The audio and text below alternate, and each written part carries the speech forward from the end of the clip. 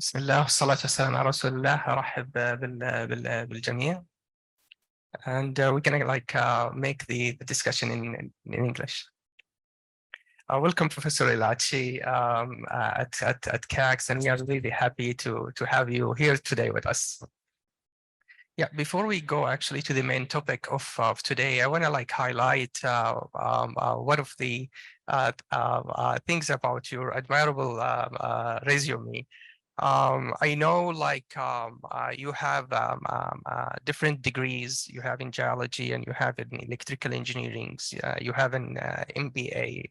You have 4 masters and in different fields.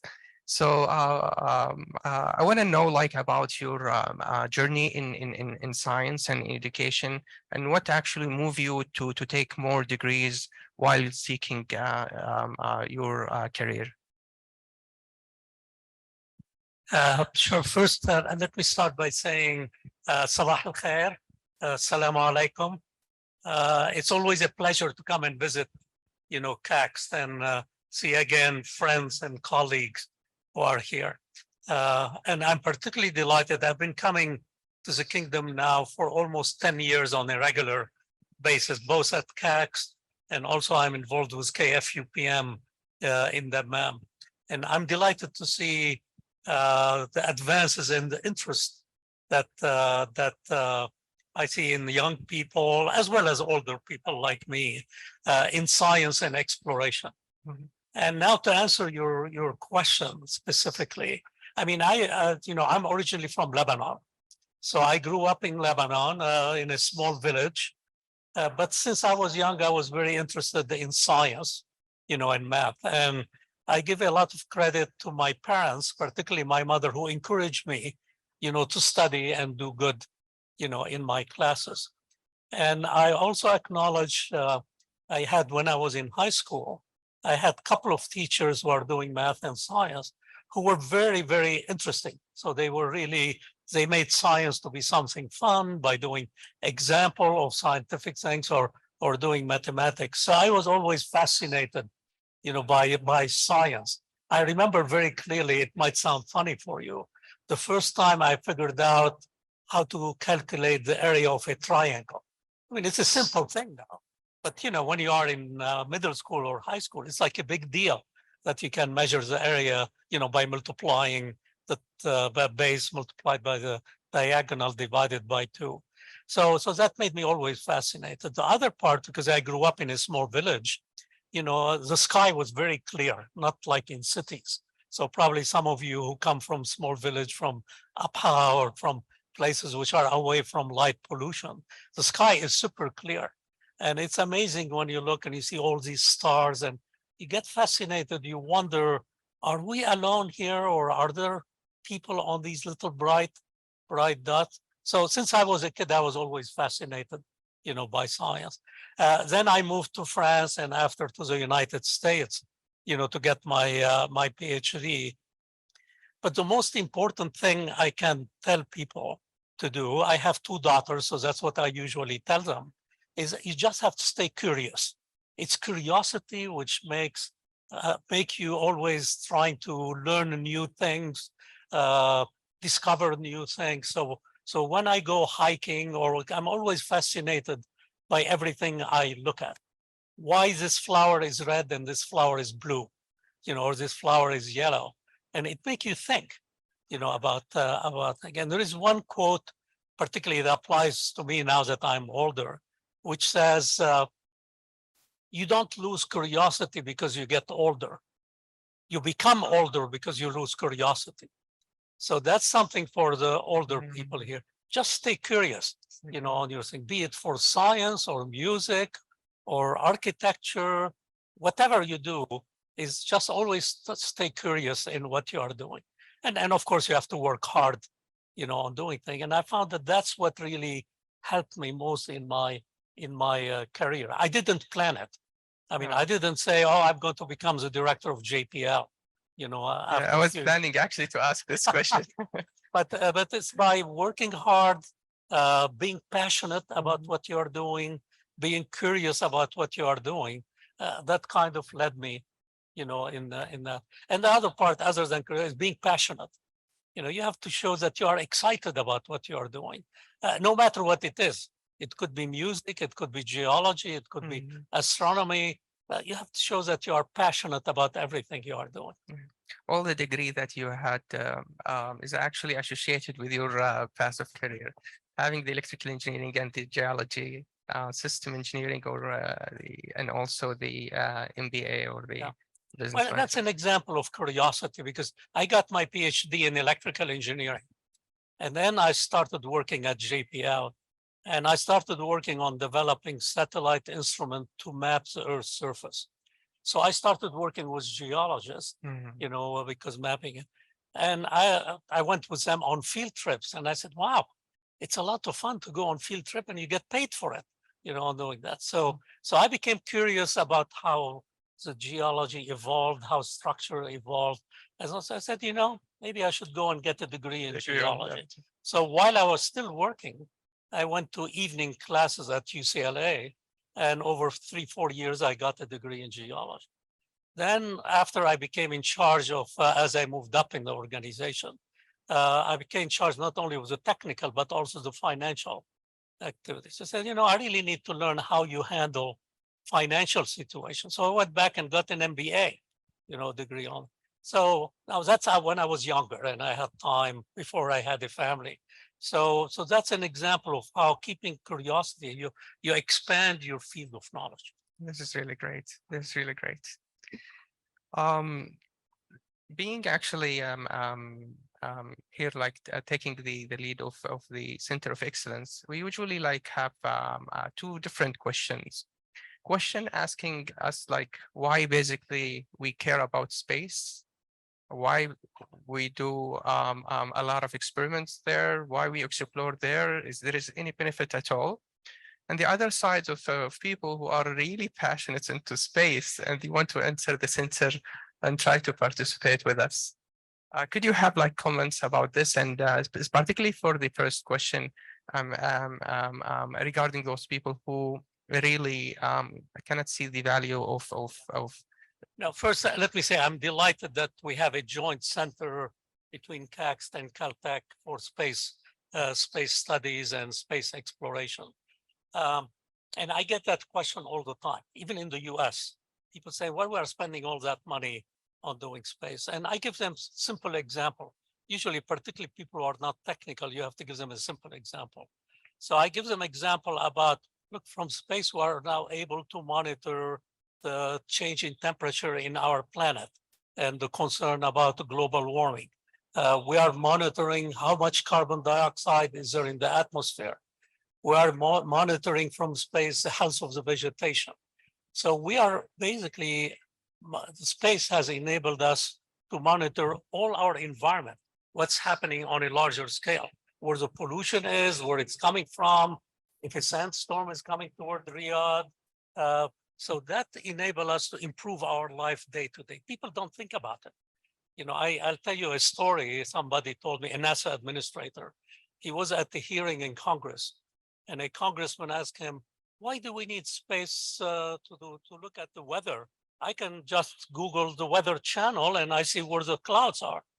And the NASA said, Congressman, I hate to tell you, this is coming from our satellite. So people don't think about it. The same thing in the area of technology. You all have a cell phone and you all use it to determine where you are going to go around Riyadh, what's the best route, what's your location. People don't think that this is from the GPS satellites, you know, that are around us. So space has enabled us to improve our life on a daily basis, but we don't think about it, you know, because it became so common. The other example I always give, you know, Majid, I've heard it, you know, a dozen times. You all have a cell phone. I'm sure everybody, and all of you have a camera. You wouldn't buy a cell phone if it doesn't have a camera. Well, the focal plane of that camera, which takes a picture, we developed it for our astronomy satellites because we needed to get a focal plane which is very low power, very small, you know, for our satellite.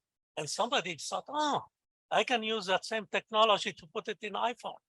So that enabled a whole part, you know, of the economy in doing that. Now you hear a lot about remote surgery, where you have robotic arms that you can use, or even arms which will help the surgeon, actually do the surgery, particularly if their hand is not very stable. Well, the technology was based on the arms on our rovers that we have on Mars. So usually I give people examples of how space exploration, space technology, space missions actually have changed our day-to-day life for better, on doing that. And in general, 99% of people say, we never thought about it. Never thought about it. Yeah. Another question that we received is like, I want to be an astronaut. What major should I be? Or I want to be a space scientist, and what major should I be? No, I mean, that's always a very good question. There is no specific major. I mean, clearly you need to be in a technical field. If you want to do scientific experiment, you need to be in technical field. So you can be a biologist, like your astronaut, the woman astronaut here. You can be a pilot. You can be the electrical engineer, mechanical engineer. Almost any technical discipline is needed for space research and will position you in a position to potentially being an astronaut, on doing that. So there is no specific thing. All what I tell people is make sure you go into a technical field that you are interested in. And ultimately, in the future, there will be more than just technical people going on the station. Once we become to a stage where we do tourism, then anybody can actually go. So there is really no technical. It's really is this something you want to do, and how do you prepare? You need to get a bachelor degree or a master degree, or pilots, to do that. So there is nothing really specific. You just have to be good and passionate about what you're doing. How far, like people see it in science fiction movies, like going to a station in space and live like feeling like living in a normal things and traveling and back. And how far actually from that dream? Like if I want to say expectation of such a feasibility of having normal people actually deciding to go for a space travel and return 3 days after. Yeah. No, I think, the technology and the capability has evolved enough that I think within the next decade, it's going to become much more common to have regular people going and traveling, on space station. Even now, as you know, there are people who, or there are companies in the US where you can actually work through them, to actually do a trip, even if you are not an astronaut in the traditional, sense that you are a general public. Now it's done very few because we have only one space station. There are only a couple of rooms on it. But I would imagine, and now there are a number of companies which are going to develop private space stations that have been developed by the companies that also could be used for tourism. For instance, you have Blue Origin, which is working on developing a space station that within 5 years from now, they will be able to sell tickets that you can do that. Now, for the foreseeable future, it still will be a few dozens, maybe a little bit more.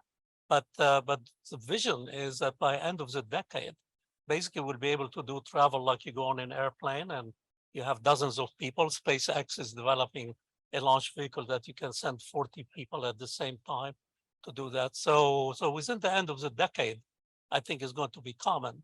And there is no limitation on your physical health. I mean, clearly, as long as you don't have a major health issue, anybody can actually, like you go on an airplane.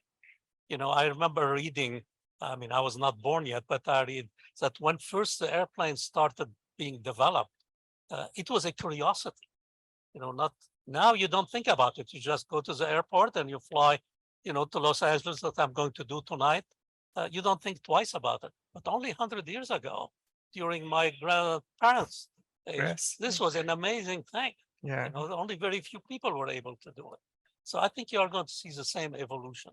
And then the next big leap will be to actually do tourism to the moon, where we have a station on the moon and then people can travel, to the moon. Interesting.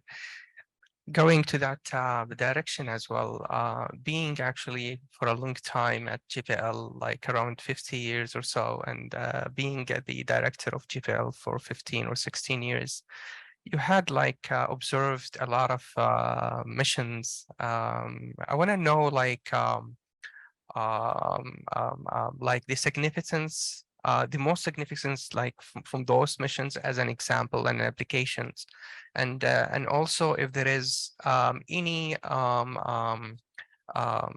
feeling of proud after such specific missions, and also if there was like any type of disappointments or failure missions that it happens, and how you see like after something like that a responsible person should do. Yeah, first let me to give you a little background for the people who are not familiar with JPL. JPL is the main NASA center for robotic exploration. And we have about 7,000 employees. So it's about the size of CACs, but they are all working on space activity and building spacecraft and flying spacecraft. And usually I tell people when they ask me how many employees you have, I tell them we have 7,000 explorers. I don't call them employees because they are all came to work at JPL because they are fascinated, with exploration. So during my tenure at JPL as director, we had like 24 or 25 missions that went to all the different planets. And over our history, we have visited every planet in the solar system, Earth, as well as all the planets on doing that. And I can tell you, every day I'm always looking forward to go to work because I know I'm going to learn something new, on that day. There are, discoveries happening, on a regular basis. Now, you ask about what something could be particularly proud of. I mean, I'm proud with everything we have done. And when people tell me what's your preferred mission, I tend to avoid answering it. It's like the question, which one is your preferred daughter? I mean, I like both of them equally well. But particularly when we do like landing on another planet, it's such a dramatic few minutes because people work on a mission for like 8-9 years. And everything depends on those 5 minutes when we are entering the atmosphere to land. If one thing goes wrong, then 8 years is lost. So we make sure we work them on very carefully. And then on the Pride, I remember one incident when we landed Curiosity. Okay. After it was in the evening. So I was in the mission control center. And after we were done, I walked outside and it happened Mars was in the sky.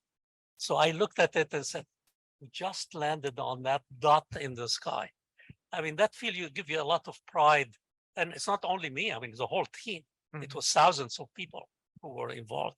So I can tell you, I mean, as CACs and the kingdom start getting more and more expanding your activity in space, you are going to get discoveries every day, from different kinds of things, either small discoveries or big discoveries.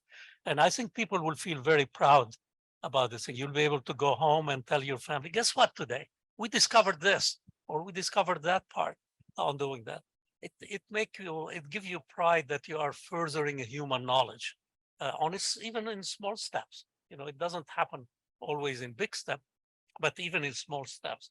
So one example in actuality, now that you mentioned that, one example we are working with CAC specifically in our joint center is using satellite radar systems to monitor natural disasters.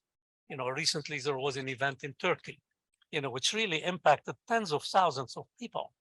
And by the way, that earthquake in Turkey is on the same fault, which come very close to Saudi Arabia. It's a Red Sea fault, which goes through the Middle East and go to Turkey. So similar thing could happen, hopefully it won't, but could happen not too far from where you are. But then from that satellite, we were able to very quickly, within hours, determine which area was the most damaged.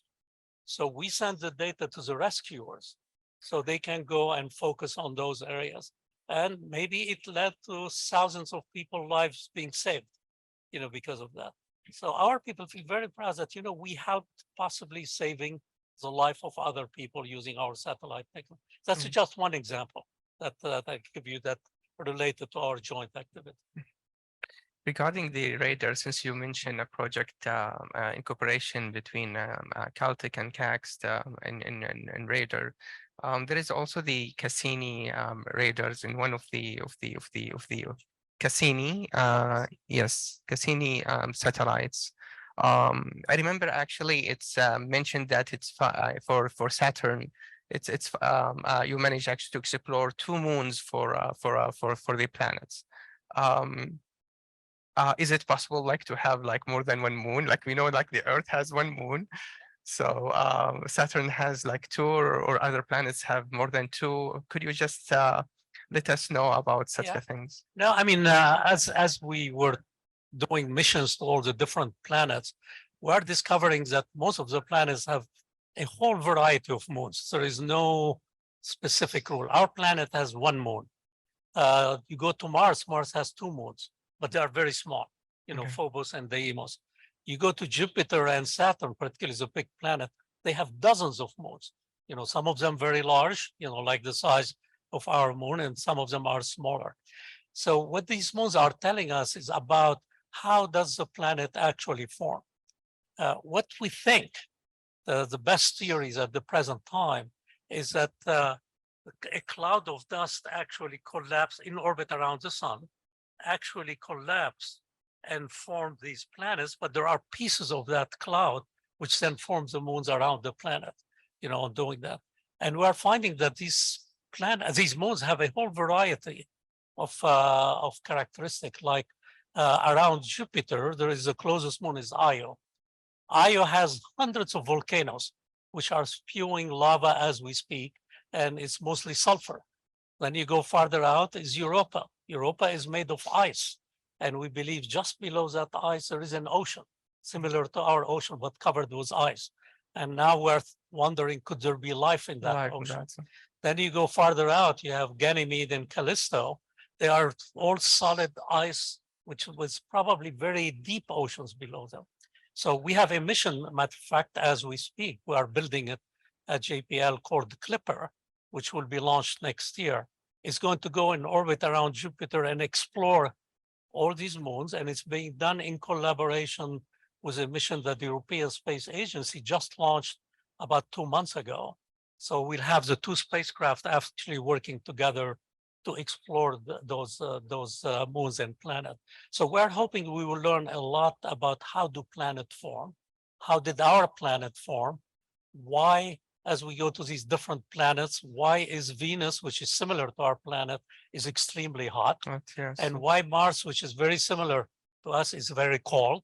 So that hopefully will give us insight into how planets form, how evolve, and what's the implication to our planet. This is really guide me to another interesting question. Is like regarding the atmosphere of the planets. Any effects in communication perspective? You know, like I know the distance between, for example, the Earth and Mars is really far away, and you cannot basically expect the signals to come to you in a speedy way. Any difficulties in terms of such a thing, and does the atmosphere of the planets affects the signals, like here, for example, if we have interaction with the sun for the space environment to the Earth? Yeah, now we have a variety of cases. We have planets which have atmosphere and planets which don't have any atmosphere, and the signal get affected, you know, through the atmosphere. Matter of fact, we use the effect of the atmosphere on the signal to learn more about the atmosphere. So for example, when we are communicating, let's say from a spacecraft in orbit around Mars, the signal goes through the atmosphere of Mars, and because of the property of the atmosphere, it bends the signal a little bit. So we can detect that from Earth, and depending of how heavy the atmosphere, it bends it more or less on doing that. So we can explore or learn about the atmosphere of the planet by looking at the signal which is coming to us.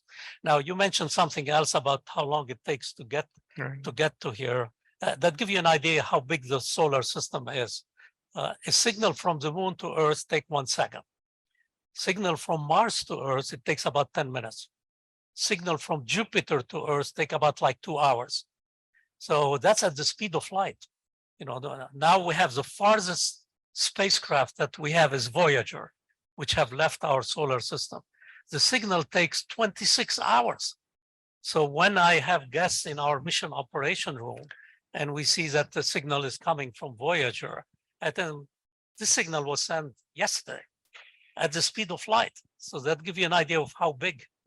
So now it has another negative, not negative, but not so helpful, in fact, like our rovers on Mars, we cannot joystick them because it takes 10 minutes, the signal to get here, 10 minutes to go there. So that led us to develop autonomous technology.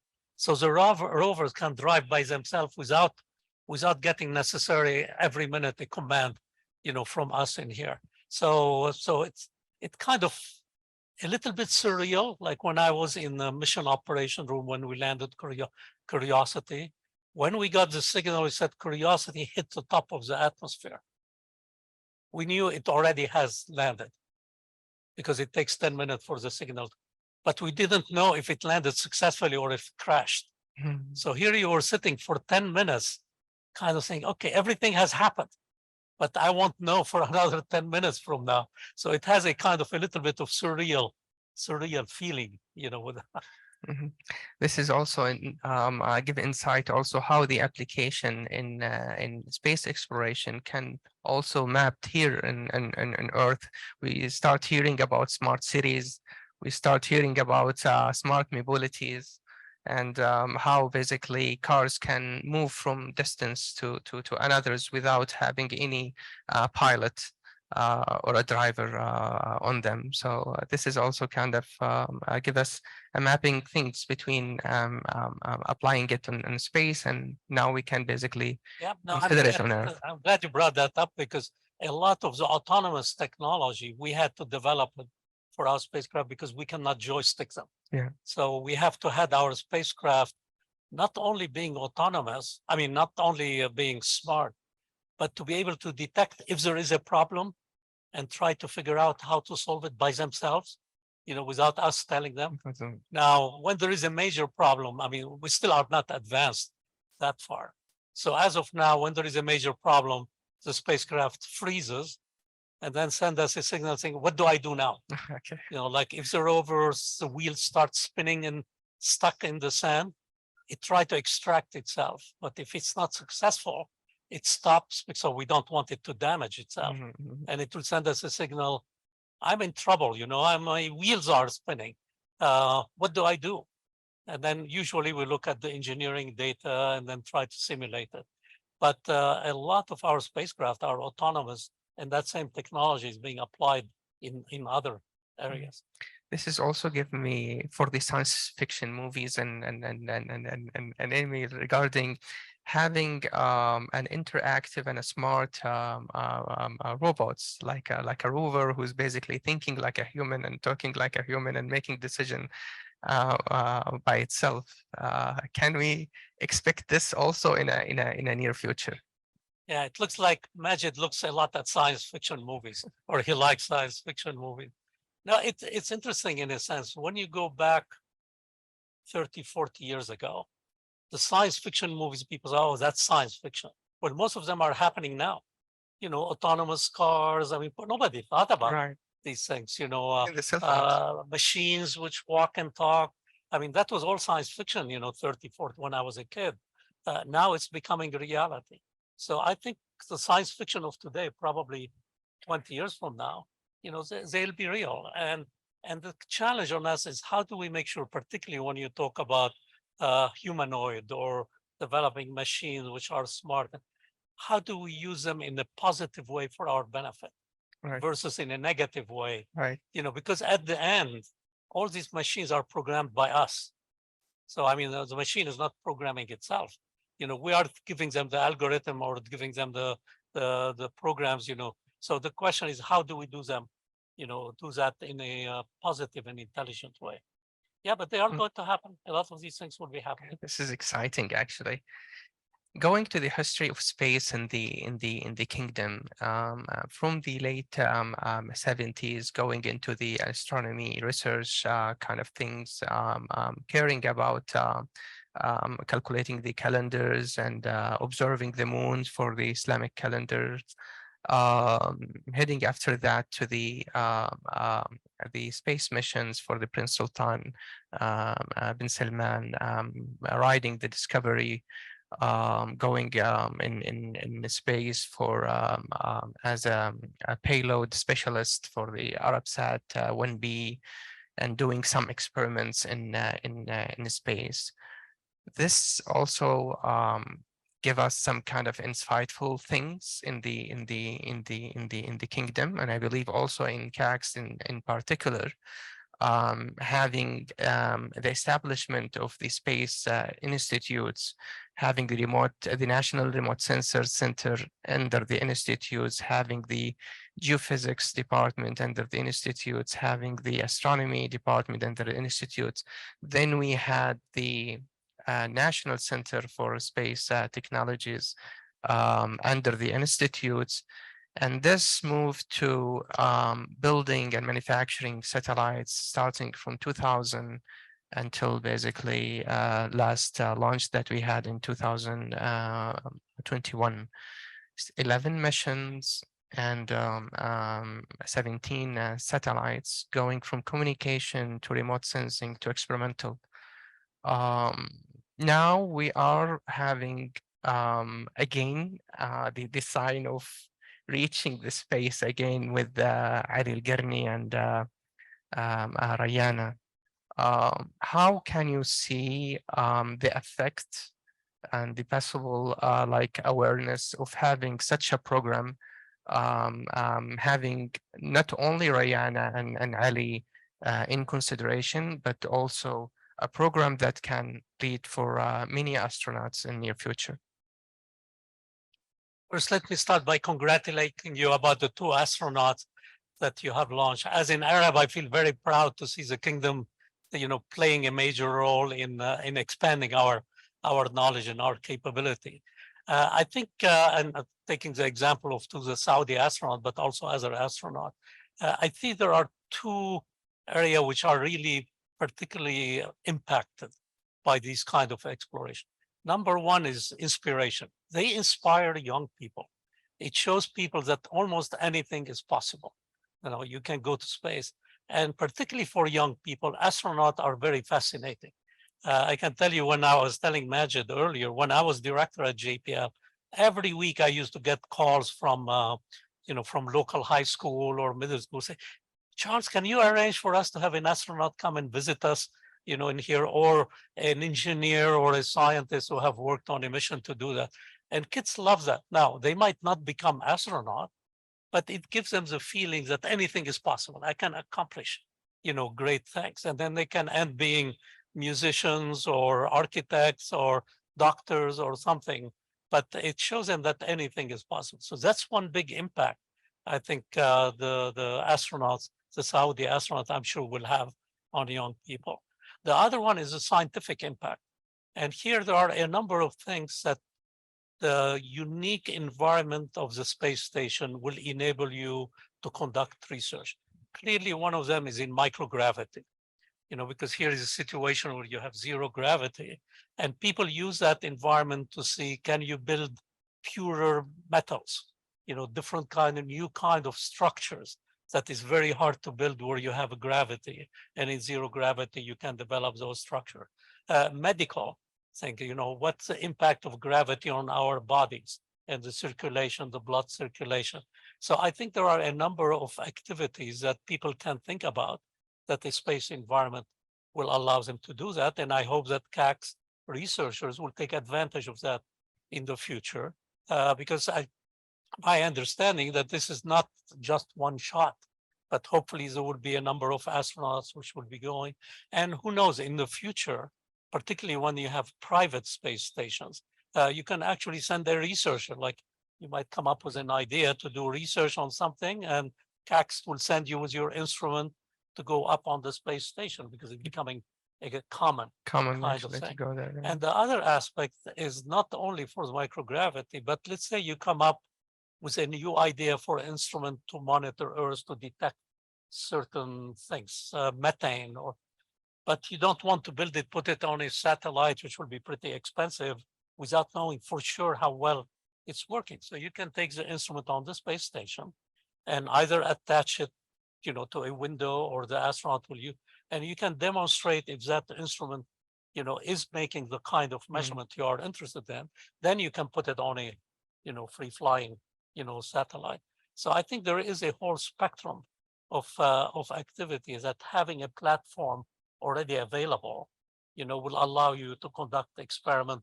And as I said, I hope there will be experiment coming from CACs, here, or from high school, or from other research center that can be going there. One last thing I want to mention is also we use the space station as a platform to deploy small satellites, CubeSat. Okay. So many of the small satellites that were developed in the US by high school, actually the astronaut takes them up to the space station and then they are deployed, from the space station. Very nice, very nice. Talking about the international space station activities, and you mentioned here like having different experiments, and also you can basically launch satellites from there. Could you give us like a history background about the international space stations, and is it going to be last forever? Is there any plan of having another bigger stations? You are talking also about other private companies considering having stations. Yeah, now the space station that we have now probably will end its life by the end of this decade, because it's like everything, like a car you have at home, you cannot have it forever. After a while, the technology has advanced. So now what's happening in the US, and the Chinese are planning to have also a space station. What's happening in the US, NASA is encouraging private companies to actually develop and fly, their own space stations that then can be used by NASA and industry and so on. I'm aware of at least the 3 companies which are developing the space station of the future. And all of them, they are thinking about it not only as a scientific platform, but also as a tourist platform. Okay. So you see many of them have big windows, so people can see, the Earth, from those areas. And they expect, or they hope to make money, out of it. Matter of fact, one, I'm not going to tell you the name of the company because I'm on their board and it's a little bit, not discreet, but their approach is to do like a mall here in Riyadh. They will build a space station, and then a country or a company or individual say, I'm going to lease, 30 square feet for 6 months, and they pay for it. And then they have a place where they can send people or do research on it. Similar to like the mall here, different company take a lease on certain areas. So the company which built the station basically supporting the infrastructure and will give you rights to go up and down, but then you rent space on that space station. So it's becoming very much like what we do here. Now, I don't know if there will be a McDonald's or Starbucks or something like that, but that's kind of the thinking of how we're going to make that more commercial. Interesting. Looking into the economy in for space, the global economy of space, if we look to the previous years, we can see a gradual increase in capital and revenue during the last decade, and it's kind of continuing actually the increase. And if you plot the trajectory, we're expecting something like 90% or 100% in 2030, comparing, for example, to 2020 for the 10 years. My question is here, like looking for those data, we are looking for communications as the main major of economy factor, and the rest is actually go after that. either like in added surface values in remote sensing or geo spatial applications. Now we are talking about something else, which is exploration of space and tourism of space, and doing R&D and doing some kind of innovation with the help of having station on space. What is your expectation about the influence of the economy in general coming from the space sector for all aspects of applications? Yeah, I mean, when I was young, I mean, space was a curiosity for scientists. That was not long ago, 30, 40 years ago. It was mostly used as a curiosity for scientists. Now it's becoming almost part of our day-to-day life. I mean, other than the tourism, which we have talked about, but, in communication, in location, and so on. And then if you look in the next couple of decades, I think it's going to even play a bigger role in our life. Let me give you an example of something you wouldn't even think about. Insurance companies used to come to us, say, we would like to get some of your remote sensing data. And I was asking, well, what does the insurance want? Why is that beneficial? Well, they said, we want to be able to see the health of crops across the world, so we can predict what's going to be the price of wheat, few months from now, depending, if they see a lot of places which are growing wheat, then they know the price of wheat will be lower. If you're, I mean, just to give you one simple, so that's something, that application that nobody have thought about in the past, and that's becoming part of our economy. Now, a number of companies are planning to deploy literally tens of thousands of small spacecraft, which will enable you to use internet with your iPhone. So if you want to talk with somebody in the middle of the empty quarter, where there is no towers, for your iPhone, you can do that through satellite, on your iPhone directly on doing. That's going to be a huge economy, on doing that, because not only iPhone, but transmission of data, controlling cars, remotely, using autonomy on some of these things. And then there is the application of basically monitoring our planet and what's the change which are happening. Now, you hear a lot about international agreement about limiting global warming. Now, there will be some policies. The kingdom is part of it. But in fact, I think the next one is somewhere in the Middle East. Next conference is going to be in the Middle East. But then you have to monitor, are these policies that we're putting in place are really having positive effect, on about reducing the global warming. And you are going to need satellite to be able to do that. So companies will be developing satellites which will be used, for that activity. So I think space is going to keep playing more and more role, for the simple reason that it give us a global picture. There is nothing else which can give us a global picture, of the planet. In fact, let me give you a little example. Let me mention to you, go and Google eyes on Earth, that, and there is one which is in Arabic. Yeah, I don't remember. Yeah, it started with A, I believe. So Arabic eyes on Earth. Yeah. Yeah, and so you go can go, and then on your iPhone, you can find out what is the global world temperature over the last 24 hours, where the carbon dioxide is, where the methane. So you can monitor the whole planet on your iPhone, in real time, show you where the different satellites are. That's going to have a lot of use. right. And I'm delighted that part of our collaboration with CACST is that we developed the Arabic version, which was done by CACST employees, on doing that. So these are examples. I think you are going to see Earth application and Earth observation embedded in our day-to-day life on a regular basis. For the Arabic version, you can Google الأرض الآن, عيون على الأرض, and you can find it out. It's actually a joint project between CACST and Caltech site for taking eyes on Earth from Jebel NASA and make it into Arabic version. So you can try it out, and it's really, really nice. Considering actually the field trip of Rayana and Ali having 14 experiments going from health side to cloud seeding to material science and aerodynamics. And those experiments are mostly from schools in Saudi. How is that gonna affect the R&D sector in the kingdom, considering having the feasibility of conducting such research in microgravity? And can we expect something innovative that can also lead for a contribution to the kingdom economy?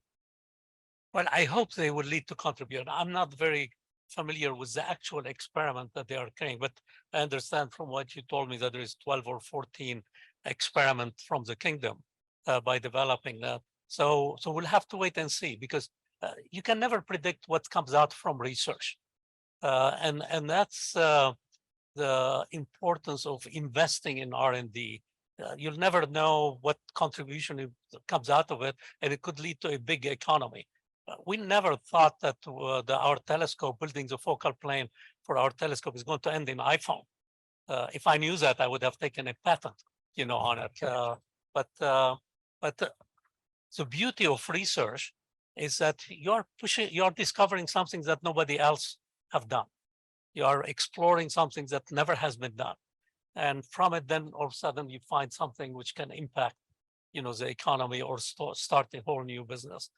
Yesterday, we were watching one work on one of the institute here about how to locate solar panels on top of building. Right. So it came from working software to determine the height of the building, where the sun is, and so on. And then somebody said, that could be helpful for an industry to determine what's the best positioning and angle for solar panels, and that all being done autonomously.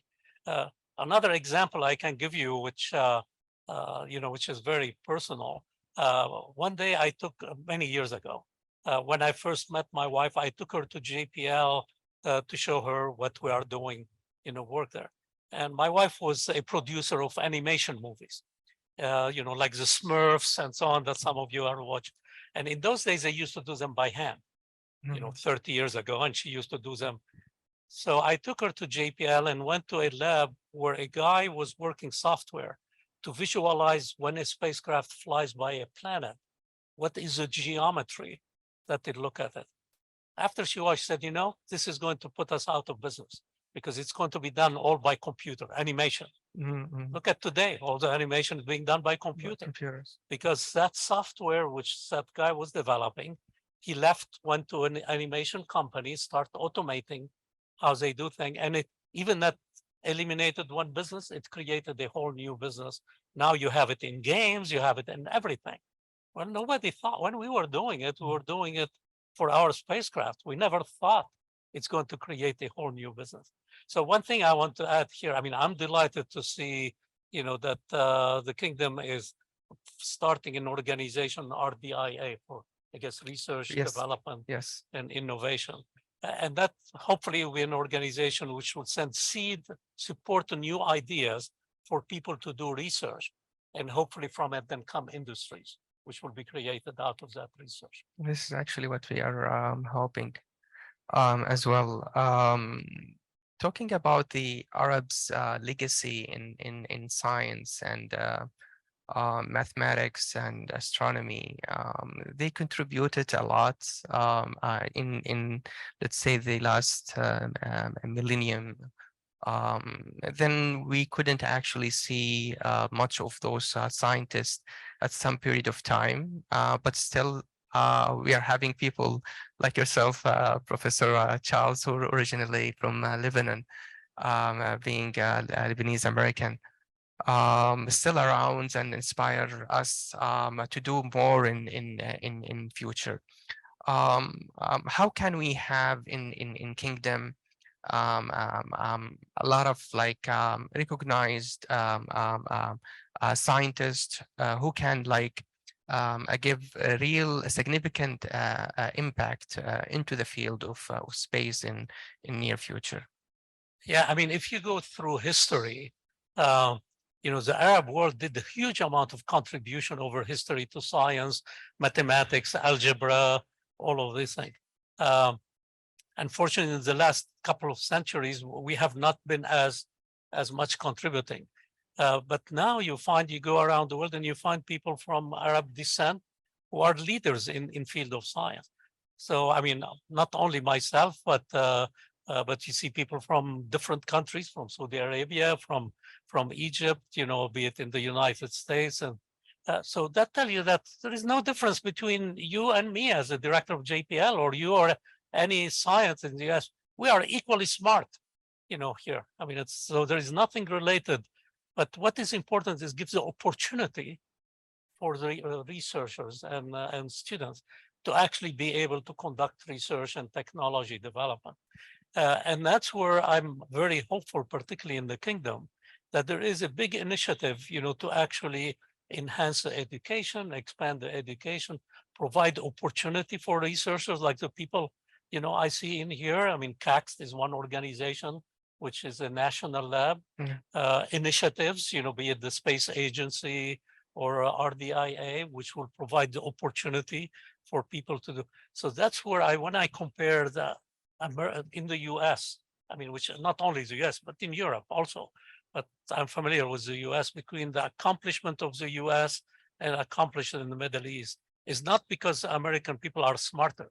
It's because they have opportunities to go and conduct the research, and the government, funds these activities, because for many research where you don't have immediate benefit, industry will not invest in that, because industry is looking at making a profit, next year or 2 years from now. So you need the government to invest into that research, which then lead to industry, benefiting from it. So I'm very encouraged, I think, here in the kingdom to see that there is more and more interest and support, in the research. Also, I'm delighted to see that also the Saudi women are going to be contributing even more in that area. I chair the board of advisors of KFUPM, and I have to do some advertising. And KFUPM just started accepting, women in there, and I was very impressed with their talent and their passion, even in engineering. And I can tell you there are almost more percentage student engineers at KFUPM than there is at Caltech, in the engineering area. So I'm very hopeful of the future, of the kingdom, and hopefully that will impact the whole Middle East also. I think most of us know, most of our women are really smart, and there was always some kind of saying when they merge the exams for high schools between men and women, that the question is going to be much harder, and the score is going to be lower for the men students. It was actually at my time period at that time when they merged actually the questions. So when we were trying their questions for exam in mathematics and physics, usually it's become more difficult than our questions. So we do actually believe how good and dedicated they are. That way you are effectively doubling the intellectual power. Yes. With definitely. Situation. Plus, remember, I have 2 daughters, and I think they walk on water. So. I was actually talking to one of my colleague yesterday regarding actually how to have the innovation going into markets. The question was if the person really dedicated into research, he has no business mind, and he didn't know actually if the product's gonna be really valuable in the market or not. We know here we can see the encouragement of the governments of having startups and giving the opportunities also for the scientists and the innovators to looking for having startups or SMEs. What about actually the people who are not confident enough? From your experience in GPL or in Caltech, how those people actually can have their innovations or ideas go to the market without taking the headache of risking their career or learning something that not into their mind to do. Now, I think you are bringing a very, very important thing, and that's a role that you know, not only the government but the leadership, let's say at place like CAX, your role as a head of a center is to tell people, look, we encourage you to be innovative, and not every idea is going to work, and that's okay if you fail. You know, because people are always afraid that if I go take my idea and go into the market, it doesn't work. Our neighbor is going to say, oh, he failed or she failed, or the head of my department is going to feel unhappy about it. I used to tell our employees at JPL that failure is okay. We want you to push the limit. And if it doesn't work every time, that's fine. That's how you learn. That's how, and if one idea out of 10 works, that's great. You know, I can tell you now, many people will hear about Google and Facebook and so on, which are super successful. But there are hundreds of other, you know, companies which were not successful. And that's what leads to innovation, is people are not afraid of trying something new, even if it doesn't work. You know, that you have to keep trying with new ideas. Because by definition, when you are exploring or you're developing a new idea, there is no guarantee it's going to work because it was never done before. You know? Right. So I think one thing which is important for leaders is to encourage people being curious and trying different ways of doing things, you know, or try their idea on it with the expectation that it might not work, you know, on doing that. One thing I used to tell our employees at JPL when I push them to be taking risk, I tell them, look, if it's successful, you are going to be on the podium. Mhm. If it fails, I'm going to be on the podium. So people feel that, you know, I will be behind them, you know, as a leader, that you'll be behind them. And the same thing I tell my daughters. I go and try it. You know, my daughters come and ask me about different ideas. I say, well, go and try it. That's okay. If it doesn't work, you can try another idea of doing that.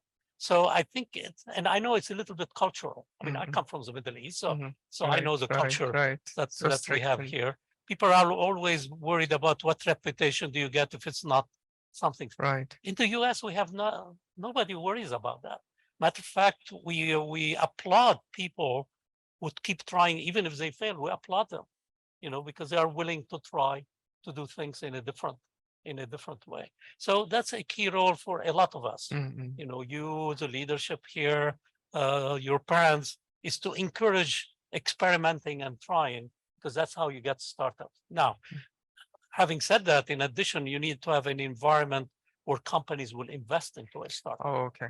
I mean, that, and that's something which hopefully the government will encourage. In our case at Caltech, if a professor comes with a new idea, sometimes Caltech does some investment to get them started. And of course, Caltech get in return a certain percent of that. And then you have companies which will help in the investment. So hopefully there will be more of that kind of approach in the economy here, where there will be companies which will invest into new startup, expecting that only 1 out of 10 will succeed. But if that one is Google, then you make up for 100 that failed one. This is really nice. Can then the researcher, for example, if they have an investor, to fully dedicate himself in research again and leave the startup work and the management direction to the investor? Yeah, well, I think one thing you need a couple of things. I mean, one, it might be a good idea. I don't know. I'm going to suggest it publicly here. Maybe CAC should have a course about how do you do a startup. You know, how do you go to the bank? How do you get to a company? How do you get? So for researchers who are interested, it's not for everybody. But people who are interested in doing that, you know, they have, you know, some background, you know, on it. Number two, in general, and I'm not sure that's what you're trying to ask, researchers are not very good managers of, you know, of financial. Exactly. I mean, I can tell you, I wouldn't manage, you know, a for-profit company, because I want to always do some improvement. I'm not worried about the profit, you know. So it's always a good idea to have professional managers who come, and you can be the intellectual leader, and then you get a manager who actually works the day-to-days of marketing, the selling, you know, and so on. So So yeah, but that will evolve. Also the same thing in the US. We didn't have startup. If you go back many years ago, we didn't have as many startups, but it created an environment. So the ecosystem will evolve. And I think the kingdom is heading in that direction.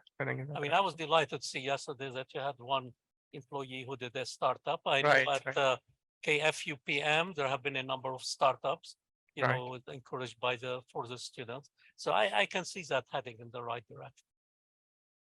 Very nice, very nice. Before we head to the question from the audience, what is your last word for the youngsters and the scientists in the kingdom?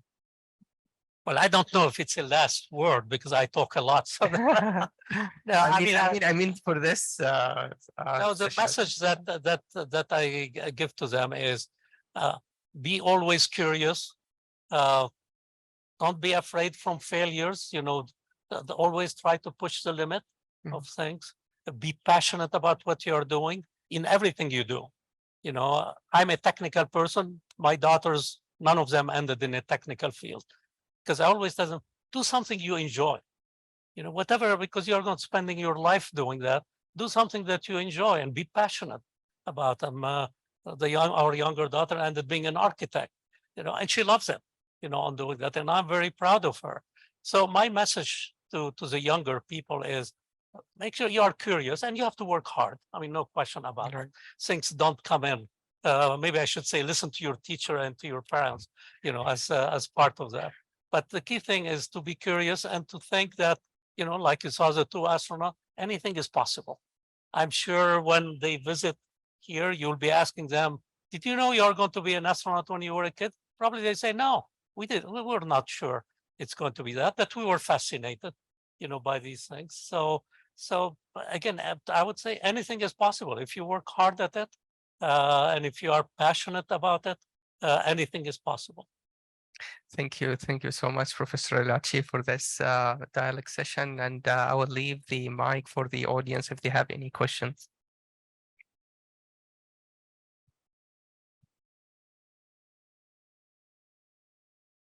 شكرا Dr. Ibrahim for organizing this exceptional. Yeah, sorry. I can hear. Yeah, sure. Well, thank you, Dr. Ibrahim, for organizing this exceptional coffee talk. Shukran, Dr. Majid. Your question, you read our mind with your good question. And here I would like to express my sincere appreciation for your inputs and humble, quiet, original ideas, which took me to the field where I am not specialized. I'm a physicist. However, I very much enjoyed each and every word you said. But in particular, the opening and the inviting way of getting everybody involved in the field. When you said that the applications are open, and we never know what is going to be the application. When you answer his question about the experiment, you don't know the details, and this is very scientific approach that you didn't, you said that I don't know the details of the experiments. However, the application, we don't know.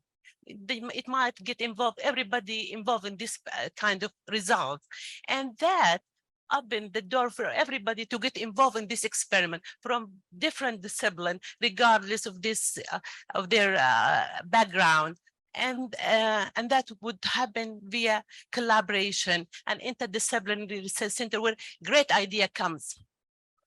Now, where we talk about innovation, and scientists cannot do everything. I mean, I am a scientist, but I'm not very much involved in revenue and these kind of details. We know how to spend money, but we don't know how to collect money as scientists. This is something we have to ask somebody else to collaborate with us, as we are in CACS now establishing SEB or program to establish startups and then companies, stuff like this. Now, leaving that and go back to science, a few years ago, I met Francis Cordova, the former president of NSF. And she was telling me that in May 2019 through the Global Research Council, and she was telling me that they about imaging or taking picture of the supermassive black hole. Now that happened in 2019. I want to know what is the impact of imaging and the fund delivered by the NSF to run this project. What is the impact of imaging the supermassive black hole? Thank you very much indeed. Okay, no, thank you. Thank you for your introduction, also. And let me say, you brought one key point, which I should have mentioned, earlier. And that's when you talked about collaboration between different people. That's very important for the success of any endeavor, because very few endeavors depend on one person. So it's usually a team. Like, I have an idea, I share it with you, you build up on it, you come up with another idea, and so on. So that's one thing which I think is very important at CACS, is to collaborate between the different institutes, because a lot of the advances that I've seen in the last few decades come not only from one discipline, but working in between different disciplines. Now, going to your answer, your question, about black holes. Basically, they are these discoveries are giving us a much better understanding of how the universe formed. If you go 10, 15 years ago, we had very little ideas about black holes. Today, we think that every galaxy has a black hole at the center, of it, and that's what leads to the galaxy to be going around it. And that has impact on our own galaxy. So our own galaxy has the center of it, has a black hole on doing that. Now, it might not affect my life tomorrow, but gaining that knowledge, who knows, in the long term, it might give us better insight about how galaxies forms, how planet forms, and then leading to figure out, how did life evolve? Is life common, in the universe? So I think it's all this collection of gaining knowledge, and black hole is one element of connecting or gaining that knowledge. Now we are finding many of them. Before they were a curiosity, now they are becoming very common.